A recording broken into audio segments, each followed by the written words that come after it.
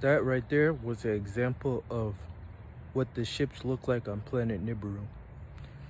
That ship was in Israel, and the Middle East is where all of our astronomy for our Sumerian civilization is from.